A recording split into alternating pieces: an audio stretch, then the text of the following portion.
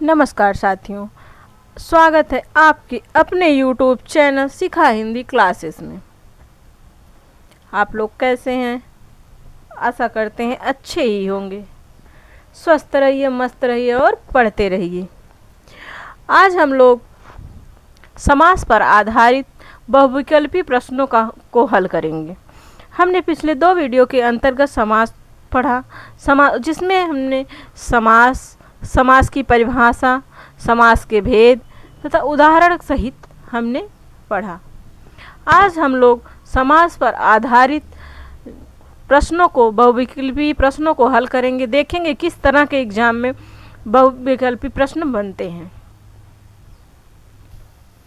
Video को last तक देखिएगा, स्किप मत करिएगा, क्योंकि सारे क्वेश्चन इम्पॉर्टेंट है, कहीं न कहीं परीक्षा में आए हुए हैं।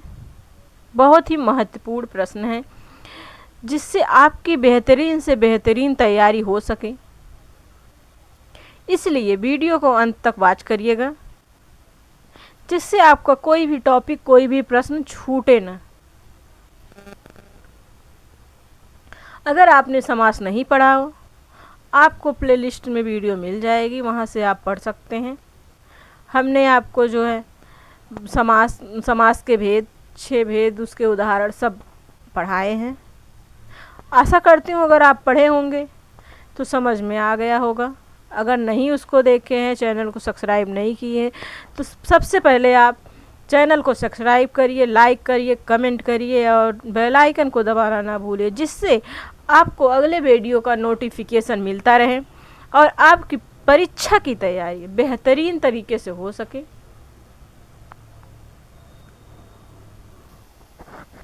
प्यारा प्यारा कमेंट करिए अच्छा सा, जिससे मैं आपको किस तरह के, किस टॉपिक पे वीडियो चाहिए, मैं आपको प्रोवाइड करा सकूं। आइए चलते हैं, देखते हैं समास पर किस तरह के प्रश्न बनते हैं बहुविकल्पी। यहाँ से 2 नंबर 4 नंबर के प्रश्न आते ही आते हैं। विशेष क्लासेस ये जो है कक्षा 10 की हैं। समास सारे एग्ज़ाम में आते ही हैं, सारे सबके लिए, सभी छात्रों के लिए ये वीडियो बहुत ही हेल्पफुल होने वाला है, बहुत ही उपयोगी होने वाला है। इसलिए सभी लोग बहुत ही ध्यान से पढ़िएगा और स्किप मत करिएगा। आइए अपने टॉपिक यानी कि प्रकरण पर चलते हैं। आइए देखते हैं पहला प्रश्न क्या है। निम्नलिखित में से कौन तत्पुरुष समास का उदाहरण नहीं है? क्या पूछा गया क्वेश्चन में, प्रश्न में? यही हम गलती कर देते हैं, हमको देखने में इजी लगता है, ये तो हमको आ रहा है, गलतियां कर देते हैं। अक्सर लोग यही गलती करते हैं, क्योंकि बस ये देखे कि तत्पुरुष समास था, हमको आ रहा। पूछा क्या गया, ध्यान दीजिएगा। निम्नलिखित में से कौन तत्पुरुष समास का उदाहरण नहीं है नहीं पूछा गया, नहीं है। ए राजकुमार, बी यज्ञवेदी, सी आजन्म, डी ग्रामवासी। तो तत्पुरुष समास का उदाहरण जो है आजन्म नहीं है, इसलिए हम सी ऑप्शन पर टिक करेंगे। आइए अगला क्वेश्चन देखते हैं।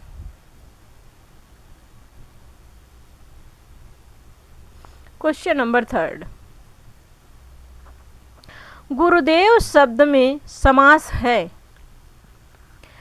ए अव्ययी भाव समास, बी तत्पुरुष समास, सी बहुब्रीहि समास, डी कर्मधारय समास।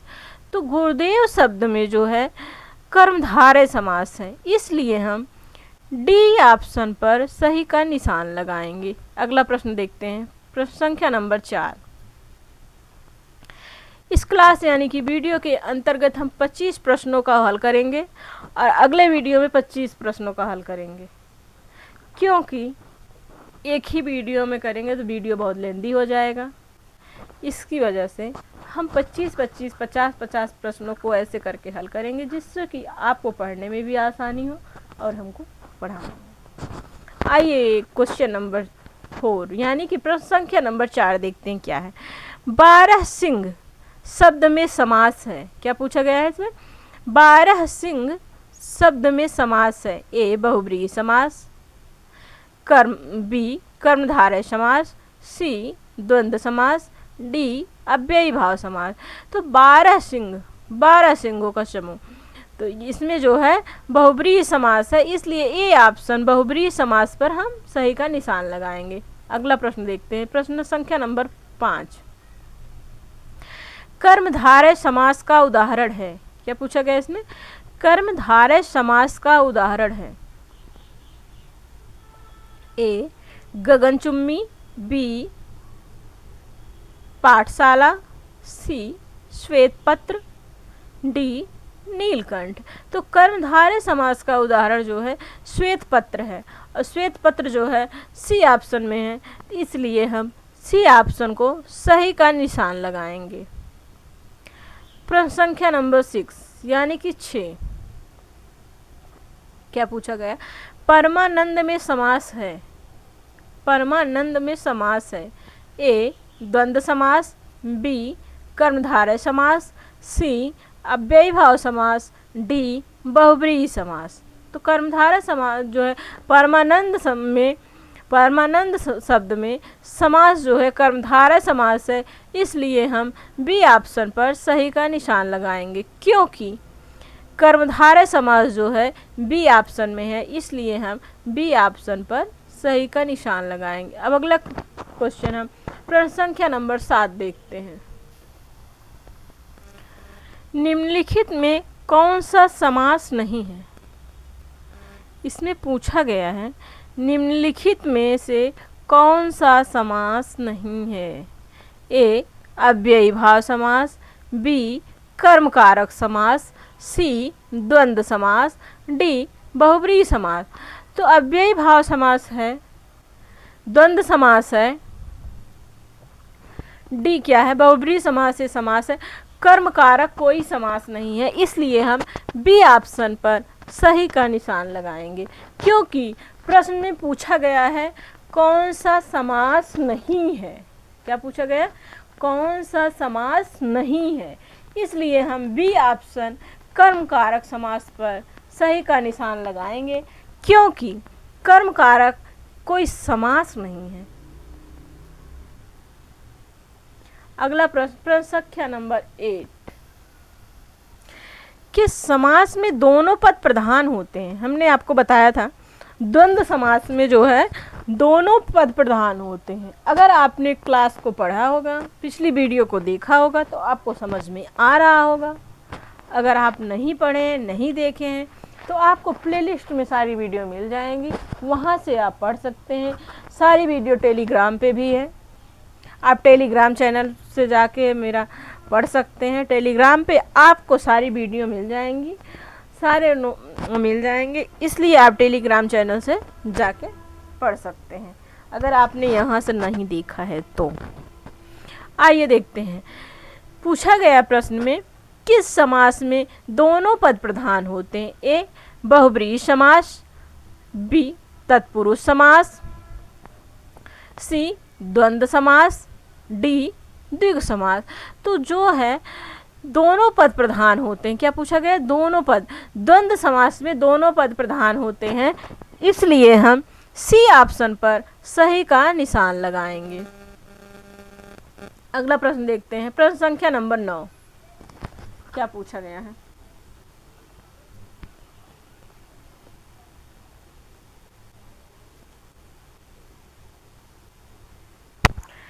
किस समास में प्रथम पद संख्यावाची तथा अंतिम पद संज्ञा हो?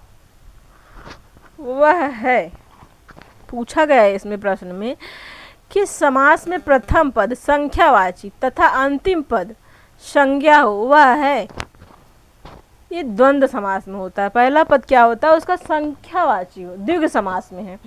द्विगु समास जो है संख्यावाची होता है। ए द्वंद्व समास, बी तत्पुरुष समास, सी द्विगु समास, डी अव्ययी भाव समास। तो जो है द्विगु समास का प्रथम पद संख्यावाची होता है तथा अंतिम पद संज्ञा होता है, इसलिए हम सी ऑप्शन यानी द्विगु समास पर सही का निशान लगाएंगे। अगला प्रश्न देखते हैं, प्रश्न संख्या नंबर 10। इसमें हम 25-26 प्रश्नों को हल करेंगे। उसके बाद अगले वीडियो में हम 25 प्रश्नों को फिर से हल करेंगे, जिससे कि आपकी तैयारी अच्छी हो सके। इसी में से ही आपको परीक्षा में मिल जाएंगे प्रश्न, 100% गारंटी। आइए देखते हैं प्रश्न संख्या नंबर 10। महाजन शब्द में समास है। क्या पूछा गया? महाजन शब्द में समास है।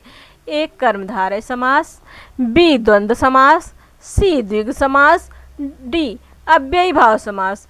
महाजन शब्द में जो है कर्मधारय समास है, इसलिए हम ए ऑप्शन यानी कि कर्मधारय समास पर सही का निशान लगाएंगे। प्रश्न संख्या नंबर 11। क्या पूछा गया इसमें? देखिए, जिसमें कोई पद प्रधान नहीं होता तथा अन्य अर्थ प्रधान होता है वहाँ होता है। क्या पूछा गया? जिसमें कोई पद प्रधान नहीं होता तथा अन्य अर्थ प्रधान होता है वहाँ होता है। ए कर्मधारय समास, बी अव्ययी समास, अव्ययी भाव समास, सी तत्पुरुष समास, डी बहुब्रीहि समास। तो इस समास में बहुब्रीहि समास है, इसलिए हम डी यानी कि बहुब्रीहि समास पर सही का निशान लगाएंगे। अगला प्रश्न संख्या नंबर 12 देखते हैं।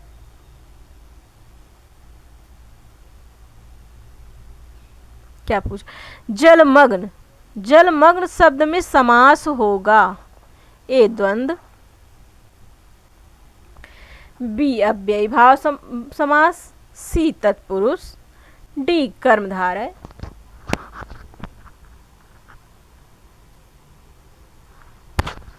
तो जलमग्न में जो है तत्पुरुष समास है, इसलिए हम सी ऑप्शन पर यानी कि तत्पुरुष समास पर जो है सही का निशान लगाएंगे। अगला प्रश्न देखते हैं। प्रश्न संख्या नंबर 13।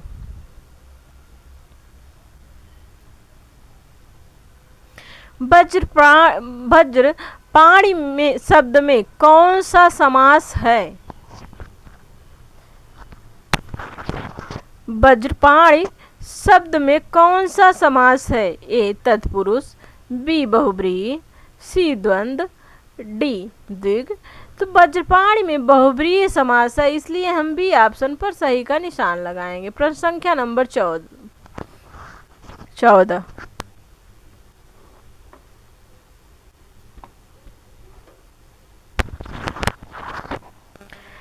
पंचवटी शब्द में समास है। क्या पूछा गया है यहाँ? पंचवटी। पंचवटी शब्द में समास है। ए बहुब्रीहि, बी कर्मधारय, सी द्वंद्व, डी द्विगु। ठीक क्या है? पहला पद संख्यावाचक होता, क्या है इसमें? पंचवटी। तो इसलिए हम द्विगु समास यानी कि डी ऑप्शन पर सही का निशान लगाएंगे। प्रश्न संख्या नंबर 15। सुनीता के बच्चे घास फूस की तरह बढ़ रहे हैं। क्या पूछा गया इसमें? सुनीता के बच्चे घास फूस की तरह बढ़ रहे हैं। ए कर्मधारय, बी द्वंद्व, सी द्विगु, डी अव्ययी भाव। इसमें जो है द्वंद्व समास है और बी ऑप्शन को हम टिक करेंगे। प्रश्न संख्या नंबर 16।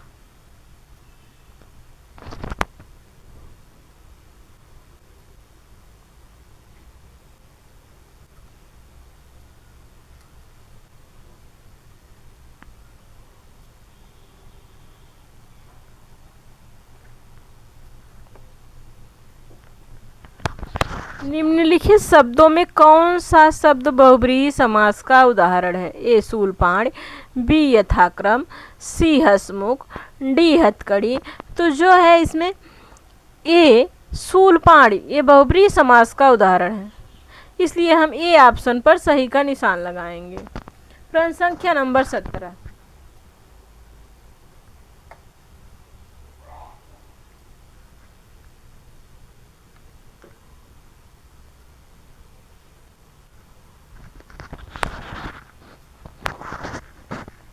इनमें से कौन सा समास द्विगु समास है?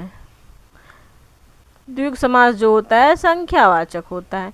ए भुजदंड, बी माखन चोर,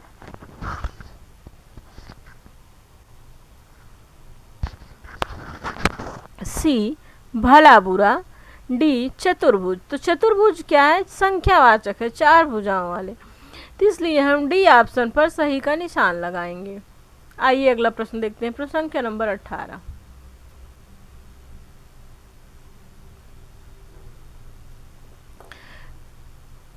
प्रतिदिन, प्रतिदिन शब्द में समास होगा। क्या पूछा गया है? प्रतिदिन, प्रत्येक दिन, प्रतिदिन में समास होगा। ए द्विगु समास, बी कर्मधारय समास, सी भला बुरा, डी चतुर्भुज। तो चतुर्भुज में जो है डी ऑप्शन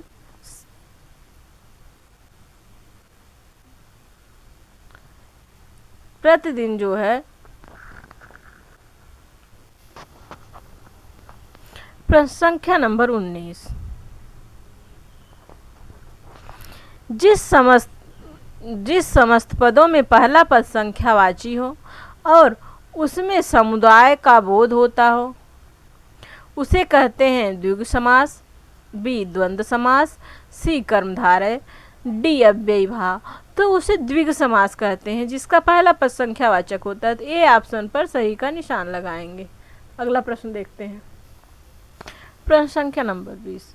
जिसमें पहला पद विशेषण हो और दूसरा पद विशेष्य हो उसे कौन सा समास कहेंगे? पूछा गया है इस प्रश्न में, पहला शब्द विशेषण हो और दूसरा शब्द विशेष्य हो, उसमें कौन सा समास कहेंगे? ए द्विगु समास, बी कर्मधारय, सी द्वंद्व समास, डी तत्पुरुष। तो उसमें जो है कर्मधारय समास, इसलिए हम बी ऑप्शन पर सही का निशान लगाएंगे। अगला प्रश्न देखते हैं,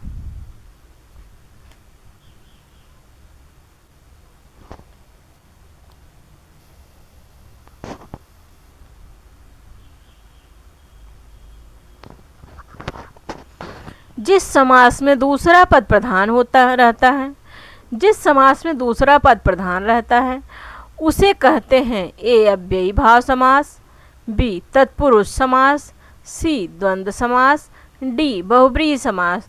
तो उसे तत्पुरुष समास कहते हैं, इसलिए हम बी ऑप्शन पर सही का निशान लगाएंगे। प्रश्न संख्या नंबर 22। कृष्ण और सुदामा गुरु भाई थे, रेखांकित में समास है अव्ययी भाव समास, बी तत्पुरुष समास, सी द्वंद्व समास, डी बहुब्रीहि समास। तो इस शब्द में जो है तत्पुरुष समास है, इसलिए हम बी ऑप्शन पर सही का निशान लगाएंगे। प्रश्न संख्या नंबर 23। लड़की चौड़ली पहने हैं, लड़की चौलड़ी पहने हैं, रेखांकित शब्द में समास है द्विगु समास, बहुब्रीहि समास, अव्ययी भाव समास, डी द्वंद्व समास। तो चौड़ली संख्यावाचक है, इसलिए द्विगु समास है, इसमें ए ऑप्शन पर सही का निशान लगाएंगे। जिस समास के दोनों पद ही प्रधान हो उसे कहते हैं, जिस समास के दोनों पद ही प्रधान हो उसे कहते हैं द्विगु समास, द्वंद्व समास, तत्पुरुष समास, डी कर्मधारय समास। तो उसे द्वंद्व समास कहते हैं, इसलिए हम बी ऑप्शन पर सही का निशान लगाएंगे, द्वंद्व समास। प्रश्न संख्या नंबर 25।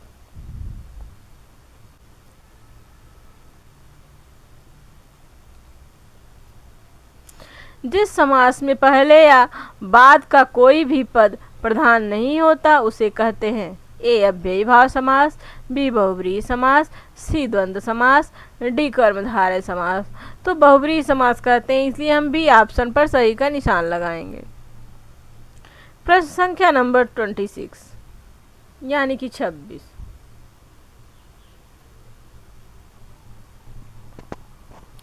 जिस समास में अर्थ की दृष्टि से उत्तर पद प्रधान और पूर्व पद गौड़ हो उसे कहते हैं, प्रश्न में पूछा गया है, जिस समास में अर्थ की दृष्टि से उत्तर पद प्रधान और पूर्व पद गौड़ हो उसे कहते हैं ए द्विगु समास, बी कर्मधारय समास, सी अव्ययी भाव समास, डी तत्पुरुष समास। तो उसको तत्पुरुष समास कहते हैं, इसलिए हम डी ऑप्शन पर सही का निशान लगाएंगे।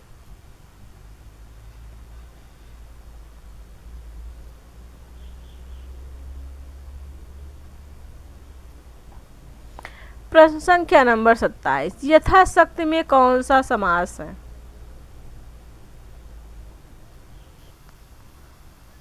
यथाशक्ति में जो है अव्ययी भाव समास है। ए बहुब्रीहि समास, बी अव्ययी भाव, सी करण तत्पुरुष समास, डी द्वंद्व समास। तो यथाशक्ति में अव्ययी भाव समास है, इसलिए हम बी ऑप्शन अव्ययी भाव समास पर टिक करेंगे। अगला प्रश्न देखिए, धनुर्बाण में किस तरह का समास है? पूछा गया है धनुर्बाण में किस तरह का समास है? ए तत्पुरुष, बी बहुब्रीहि, सी कर्मधारय, डी द्वंद्व। तो धनुर्बाण में द्वंद्व समास है, इसलिए हम डी ऑप्शन पर सही का निशान लगाएंगे। प्रश्न संख्या नंबर 29,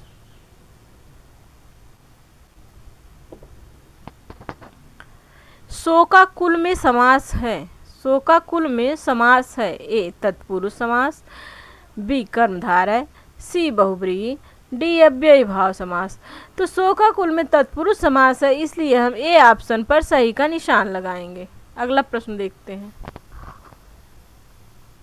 अकाल पीड़ित में समास होगा।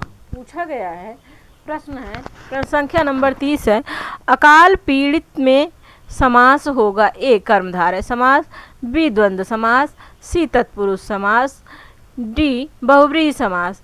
तो अकाल शब्द में, अकाल पीड़ित शब्द में जो है तत्पुरुष समास होगा, इसलिए हम सी ऑप्शन पर सही का निशान लगाएंगे। प्रश्न संख्या नंबर 31, जय पराजय में कौन सा समास है? क्या पूछा गया है? जय पराजय में कौन सा समास है? ए द्वंद्व समास, बी कर्मधारय समास, सी द्विगु समास, डी तत्पुरुष समास। तो जय पराजय शब्द में द्वंद्व समास है, इसलिए हम ए ऑप्शन यानी कि द्वंद्व समास पर सही का निशान लगाएंगे।